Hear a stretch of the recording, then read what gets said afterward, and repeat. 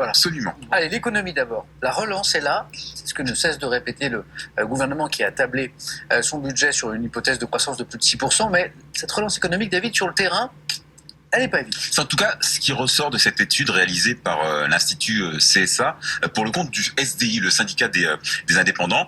Pendant la première quinzaine de novembre, CSA a sondé le moral de 500 dirigeants de TPE, de très petites entreprises avec moins de 10 salariés. Alors on parle de votre boucher, de votre boulanger, de votre coiffeur, le plombier, que vous appelez parfois en urgence. Et parfois c'est un plan B parce qu'on a commencé à le faire soi-même et ça n'a pas marché. Absolument. Alors l'enquête elle est rendue publique ce matin et c'est vraiment un baromètre de terrain parce que les TPE, mine de rien, c'est quand même 5,5 millions d'entreprises, 96% des sociétés en France, toutes tailles confondues. Qu'est-ce qu'il faut retenir d'abord de cette enquête, David ? Que les TPE, que les indépendants sont toujours sous tension, presque 2 ans après le début de la crise sanitaire. Pire, ils ont le sentiment de ne pas vraiment profiter du redémarrage de l'économie et des mesures mises en place par le gouvernement.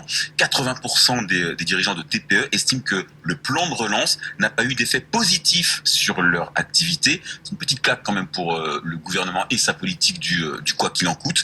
Et ce n'est pas tout. Au moment où la question du pouvoir d'achat est devenue la préoccupation numéro 1 dans le cœur des Français, ces dirigeants n'envisagent pas d'augmenter le salaire de leurs employés, sauf à ce que les autorités envisagent des baisses de charges sociales. Et c'est pas étonnant quand on sait que près d'un dirigeant sur 2 rencontre des difficultés financières personnelles à cause du niveau d'activité de son entreprise, ce qui alimente ce sentiment d'être un peu les laissés pour compte de la reprise. Et pourtant Bercy, je crois, avait promis qu'aucune entreprise serait laissée de côté. Vous avez raison, c'est vrai que Bercy avait dit ça, sauf que la promesse est démentie par les chiffres. Un peu moins de 700 000 TPE ont bénéficié d'un prêt garanti par l'État, le fameux PGE.